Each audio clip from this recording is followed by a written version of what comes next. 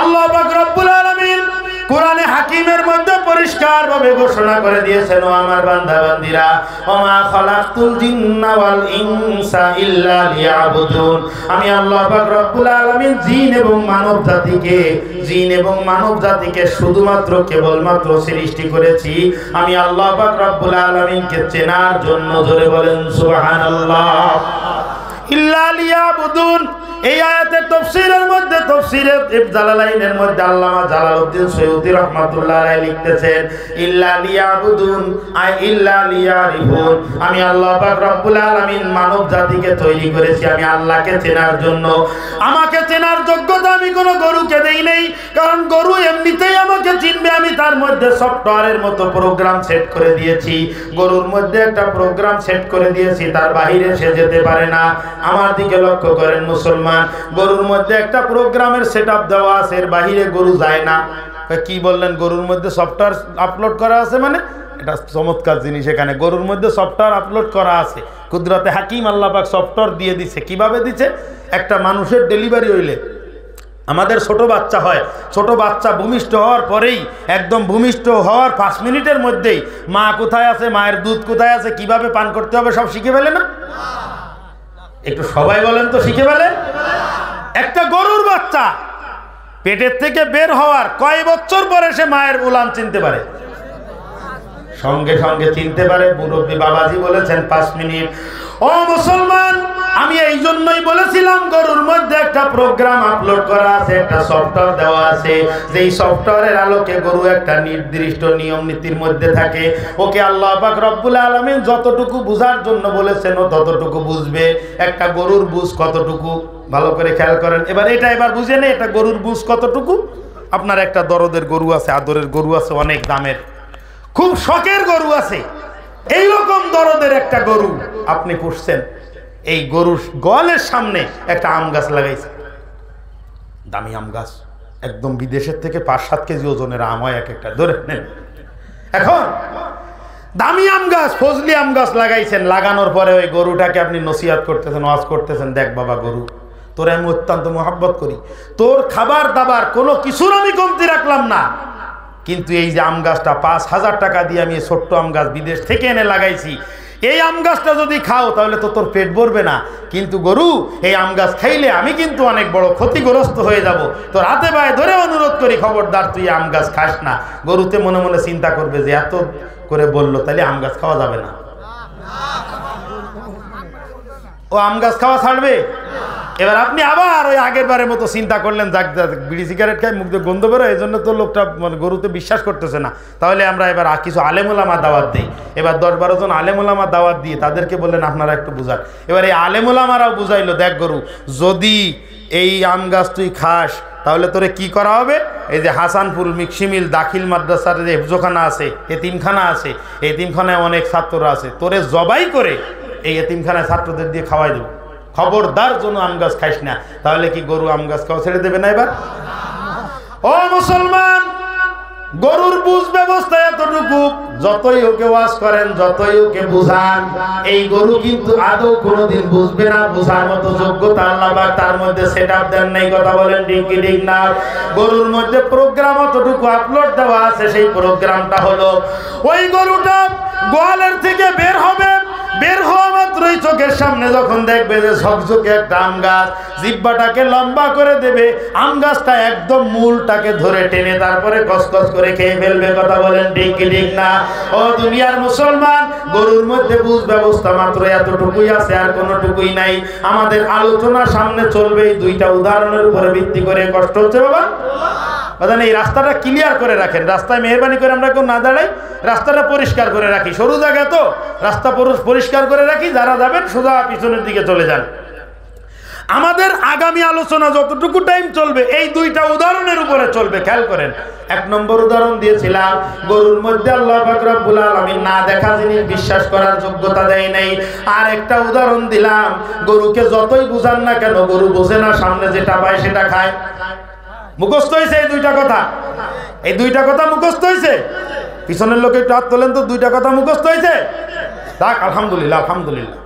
এবার আসেন, আমার নবী রাহমাতুল লিল আলামিন সাল্লাল্লাহু আলাইহি ওয়াসাল্লাম গত মাসে আমাদের এই মাস চলতেছে শাবান, এর আগের মাসে রজব মাসে উনি মেরাজে গেছিলেন। মেরাজে যাওয়ার পরে বাইতুল্লাহ থেকে, কাবা ঘরের থেকে বাইতুল মুকাদ্দাস, সেইখান থেকে প্রথম আসমান, সেইখান থেকে 7টা আসমান ভ্রমণ করে জান্নাত জাহান্নাম সবকিছু দেখে ওই রাত্রিতেই আবার আমার নবী মক্কায় চলে এসেছেন। জোরে বলেন সুবহানাল্লাহ। বিস্তারিত ঘটনা আল্লাহ কোরআনে হাকিমের মধ্যে বলেছেন, আমরা বারবার শুনেছি। আল্লাহর নবী মেরাজ করে এসে পরের দিন ফজরের নামাজের পরে আবু বকরকে দেখা হয়েছে, আবু বকরের সামনে দেখা হয়েছে। আবু বকর, আমি মুহাম্মদুর রাসূলুল্লাহ, আওয়াজ করে বলেন সাল্লাল্লাহু আলাইহি ওয়াসাল্লাম, গত রাতে আমার জীবনের ঐতিহাসিক ঘটনা ঘটেছে। ওরে আবু বকর, গত রাতে আল্লাহ পাক রব্বুল আলামিন আমাকে ডেকে নিয়ে গেছিলেন। আমি গেলাম এখান থেকে বাইতুল মুকাদ্দাস, সেইখান থেকে 7টা আসমান ভ্রমণ করে জান্নাত জাহান্নাম সবকিছু দেখে আমি আবার এই দুনিয়ার মধ্যে এই মক্কা নগরীতে চলে এসেছি।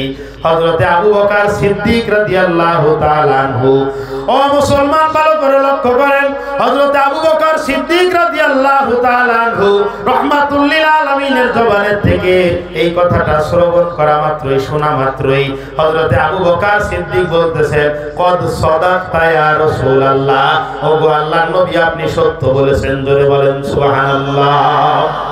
হযরতে আবু বকর যখনই শোনা মাত্রই বলতেছে, হুজুর আপনি সঠিক বলেছেন।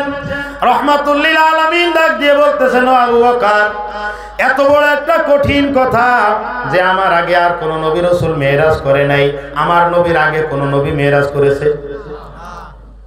আপনারা কি অন্য দেখতে? আমার নবীর আগে কোন নবী কি মেরাজে গেছিলেন? এরকম ঘটনা পৃথিবীতে আগে কোনোদিন ঘটে নাই। ও আবু বকর, একটা আনুকা কথা, হঠাৎ একটা ঘটে যাওয়া একটা ঘটনা শোনা মাত্রই তুমি কিভাবে মেনে নিলে? হযরতে আবু বকর সিদ্দিক রাদিয়াল্লাহু তাআলা আনহু ডাক দিয়ে বলতেছেন, ওগো আল্লাহর নবী, এর থেকেও অনেক বড় বড় কথা, এর থেকেও অনেক কঠিন কঠিন কথা আপনার পবিত্র জবানের থেকে শ্রবণ করার পরে আমরা মেনে নিয়েছি। আপনার জীবনে কোনোদিন মিথ্যা কথা বলতে দেখি নাই, কতদিন পর্যন্ত আপনার সঙ্গে চলাফেরা করি, ওগো রাহমাতুল লিল আলামিন আপনি কোনোদিন মিথ্যা কথা বলেননি। অতএব আজকে যেটা বলেছেন সেটাও সত্য, ভবিষ্যতে যেটা বলবেন সেটাও সত্য। জোরে বলেন সুবহানাল্লাহ। আল্লাহর নবী বলেন, আবু বকর, এত বড় একটা সার্টিফিকেট যখন তুই আমাকে দিয়ে দিলি, ও আবু বকর, এতদিন পর্যন্ত তুমি ছিলে শুধু আবু বকর, আজকের থেকে আমি তোমার নামের সঙ্গে সিদ্দিক উপাধি ধরিয়ে দিলাম। ধরে বলেন সুবহানাল্লাহ। হযরতে আবু বকর সিদ্দিক, সিদ্দিক শব্দের শাব্দিক অর্থ হলো অধিক সত্যায়নকারী। আপনাদের কি খুব বেশি খারাপ লাগতেছে নাকি? এদিক ওদিক দেখতেছে কেন আমি বুঝলাম না। হযরতে আবু বকর সিদ্দিক, সিদ্দিক শব্দের অর্থ হলো অধিক সত্যায়নকারী, অধিক সত্যায়নকারী। হযরত আবু বকর সিদ্দিককে আল্লাহ পাক রব্বুল আলামিনের হাবিব উপাধি দিয়ে দিয়েছেন অধিক সিদ্দিক, অধিক সত্যায়নকারী। এবার ভালো করে লক্ষ্য করেন, মূল পয়েন্ট হলো এখানে, এই জায়গায় আসেন। একই কথা আবু জাহালের সঙ্গে সাক্ষাৎ হয়েছে, আল্লাহর নবী আবু জাহালের সঙ্গে সাক্ষাৎ হয়েছে। আবু জাহেলের সঙ্গে সাক্ষাৎ হওয়ার পরে আল্লাহর নবী বলতেছে, চাচা যান, এরকম গত রাত্রে জিবরাইল আসছিল, আমাকে নিয়ে গেল বাইতুল্লাহ থেকে বাইতুল মুকাদ্দাস, সেখান থেকে প্রথম আসমান, সেখান থেকে দ্বিতীয়, তৃতীয়, চতুর্থ, পঞ্চম, ষষ্ঠ, সপ্তম সমস্ত আসমানগুলো ভ্রমণ করে আরশে আজিমে এই জান্নাত জাহান্নাম ফুলসিরাত হাউজে কাউসার সব কিছু দেখে ওই রাত্রিতে আমি আবার এই কাবা শরীফে বাইতুল্লাহ এবার ফিরে চলে এসেছি। প্রতিক্রিয়া কি এবার লক্ষ্য করেন, প্রতিক্রিয়াটা কি? আবু জাহাল বলতেছে, হা হা হা, এবার একটা গুরুত্বপূর্ণ পয়েন্ট পাওয়া গেছে। মুহাম্মদ, এতদিন পর্যন্ত আমি সমস্ত মানুষকে বলি আমার ভাতিজা মুহাম্মদুর রাসূলুল্লাহ, আওয়াজ করে বলেন সাল্লাল্লাহু আলাইহি ওয়াসাল্লাম, আমার ভাতিজা এতদিন আমি মানুষকে বলি পাগল হয়ে গেছে, আর এবার পাগলের একটা ডকুমেন্টও পাওয়া গেল। কথা কয় না? একটা ডকুমেন্ট পাওয়া গেল, দলিল পাওয়া গেল। এবার আমি আপনার কাছে জিজ্ঞাসা করি বাজান, হযরতে আবু বকর সিদ্দিক রাদিয়াল্লাহু তাআলা আনহু আর আবু জাহাল, এই দুইটা দেখতে, এই দুইজন মানুষ দেখতে একরকম কিনা? দেখতে একরকম না? আওয়াজ করে বলেন, আবু বকর সিদ্দিক রাদিয়াল্লাহু তাআলা আনহু ইনি আর আবু জাহিল্লা, এই দুইজন দেখতে শুনতে কি একই রকমের মানুষ কি মানুষ না? রাগ করতেছেন আপনারা? নাকি বুঝতে পারতেছেন না? আবার লক্ষ্য করেন, মানুষ হিসেবে উনি আর আমি একই রকমের না? মানুষ হিসেবে কি আমার মধ্যে 3টে কান আর ওনার হলে 1টা কান, এরকম? তাহলে চোখ কান নাক মুখ গঠনগত দিক দিয়ে হযরত আবু বকর সিদ্দিক আর আবু জাহাল দুজনে একই রকম না? তাহলে একই রকমের মানুষ হওয়ার পরেও আবু বকরের মধ্যে কোন যোগ্যতা বেশি যে আবু বকর শোনা মাত্রই বললেন আপনি ঠিক বলেছেন, আর আবু জাহেল্লা শোনার পরে পাগলের দলিল পাইল কিসের ভিত্তিতে? এর মানে এবার আমাদের মূল কথায় আসেন, এর অর্থটাই হলো আবু জাহালের অবস্থা ওই গরুর মতো, যেই গরু চোখের সামনে যেটা দেখে সেইটা ছাড়া না দেখা জিনিস বিশ্বাস করার যোগ্যতা এই আবু জাহেলের মধ্যে নাই। কথা বলেন ঠিক? ওই গরুতে যেরকম না দেখা জিনিস বিশ্বাস করতে পারে না, গরু যেরকম না দেখা জিনিস বিশ্বাস করে না, ওই রকম ভাবে আবু জাহাল এই খাটাস আন্তর্জাতিক দাতাল, হুজুরের কথা একটা বলে দিলাম আর কি, নাসির সাহেব হুজুর ফেরার সময় কথা বলে আন্তর্জাতিক মানের দাতাল, এই দাতাল আবু জাহেল্লা এটা হলো ওই গরুর মতো, ওই গরুটা যেমন না দেখা জিনিস বিশ্বাস করতে পারে না, এই আবু জাহেল্লাও না দেখা জিনিস বিশ্বাস করতে পারে না।